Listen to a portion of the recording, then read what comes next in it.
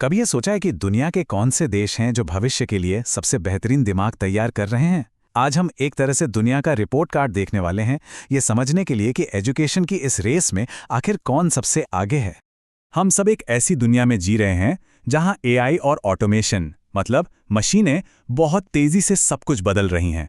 ऐसे में कुछ खास स्किल्स हैं जैसे पढ़ना, साइंस और क्रिएटिव सोच, ये किसी भी देश के लिए पहले से कहीं ज्यादा जरूरी हो गई हैं। तो सवाल ये है, इन स्किल्स को सिखाने में कौन से देश बाकियों को रास्ता दिखा रहे हैं? तो हम ये सब जानेंगे कैसे? हमारा डेटा एक बहुत ही भरोसेमंद सोर्स से आता है जिसका नाम है पीसा। इसे आप दुनिया भर के स्टूडेंट्स का एक बहुत बड़ा एग्जाम समझ सकते हैं।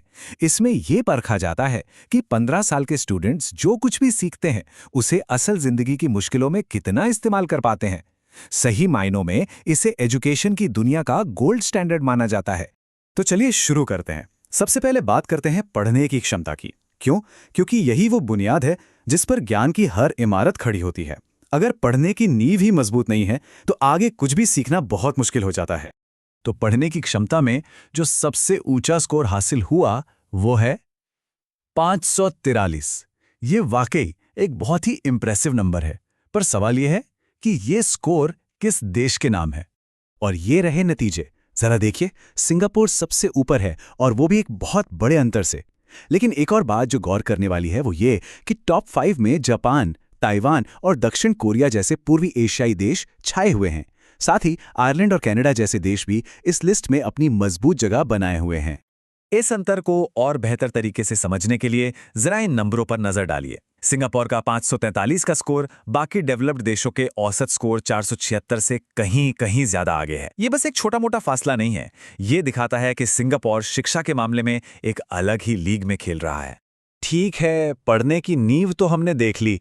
अब बात करते हैं ज्ञान को असल दुनिया में इस्तेमाल करने की, यानी साइंस की। आज के ज़माने में किसी भी देश की तरक्की और नए आविष्कार इसी पर टिके हैं। तो चलिए देखते हैं यहाँ कौन बाजी मारता है। साइंस में जो टॉप स्कोर है वो है 561। क्या ये पढ़ने के स्कोर से भी ज्यादा है? जी हाँ, ये एक और हैरान कर देने वाला आंकड़ा है। देखते हैं ये स्कोर किसके नाम है। और यहां भी सिंगापुर अपनी बादशाहत बनाए हुए है। पूर्वी एशिया का दबदबा यहां भी साफ साफ दिखता है, जहां जापान, मकाओ, ताइवान और दक्षिण कोरिया टॉप 5 में अपनी जगह बनाए हुए हैं। और हां, यूरोप से एस्टोनिया का प्रदर्शन भी देखिए, कितना शानदार है। इस बार हम अमेरिका महाद्वीप के टॉप परफॉर्मर कनाडा से तुलना करते हैं। सिंगापुर का 561 का स्कोर कनाडा के 515 और बाकी डेवलप्ड देशों के औसत 485 के मुकाबले खड़ा है। यह वाकई में दिखाता है कि टॉप पर पहुंचना कितना मुश्किल है। अब हम उस स्किल पर आते हैं जिसे भविष्य के लिए सबसे जरूरी माना जा रहा है, और वो है क्रिएटिव सोच।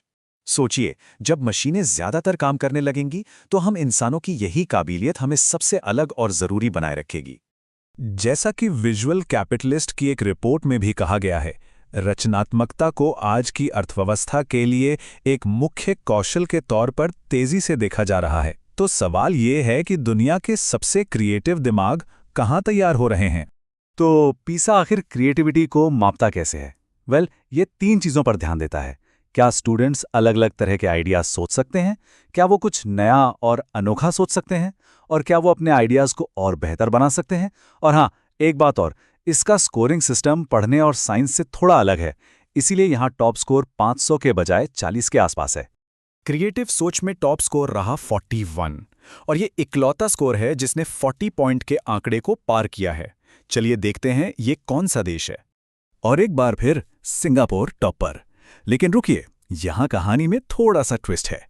देखिए, दक्षिण कोरिया और कनाडा 38 के स्कोर के साथ बराबरी पर हैं, और ऑस्ट्रेलिया, न्यूजीलैंड जैसे देश भी टॉप 5 में शामिल हैं, जो दिखाता है कि क्रिएटिविटी के मामले में कुछ अलग देश भी आगे आ रहे हैं। यहाँ एक जरूरी बात बतानी है कि अमेरिका ने पीसा 2022 के क्रिएटिव सोच वाले हिस्से में भाग नहीं लिया था, इसीलिए वो इस रैंकिंग में शामिल नहीं है। तो हमने तीनों एरिया को अलग अलग देख लिया है। अब समय है इन सभी को एक साथ रखकर पूरी तस्वीर देखने का। वो कौन से देश हैं जो हर मोर्चे पर, हर स्किल में बेहतरीन प्रदर्शन कर रहे हैं? तो अब आता है सबसे बड़ा सवाल, शिक्षा के असली ऑलराउंड चैंपियन कौन है? वो कौन से देश हैं जो न सिर्फ आज के लिए बल्कि आने वाले कल के लिए भी अपने छात्रों को सबसे अच्छी तरह तैयार कर रहे हैं। तो ये रहे हमारे चैंपियंस। सिंगापुर ने तो जैसे एक अविश्वसनीय काम किया है, पढ़ना, विज्ञान और क्रिएटिव सोच तीनों ही क्षेत्रों में नंबर 1 पर आकर। उनके अलावा दक्षिण कोरिया, कनाडा और एस्टोनिया जैसे देश लगातार टॉप 10 में बने हुए हैं। ये उनकी शिक्षा प्रणाली की जबरदस्त क्वालिटी को दिखाता है। ये सारे नतीजे हमें एक बहुत बड़े सवाल के सामने लाकर खड़ा कर देते हैं। आखिर ये टॉप रैंक वाले देश जैसे सिंगापुर, एस्टोनिया और कनाडा ऐसा क्या सही कर रहे हैं? उनकी शिक्षा प्रणाली में वो कौन सी खास बात है जो उन्हें लगातार दुनिया में सबसे ऊपर रखती है? ये सिर्फ नंबर नहीं है, ये भविष्य की नींव है। और शायद इन्हीं देशों के पास वो नक्शा है जिसे बाकी दुनिया को देखने और सीखने की जरूरत है।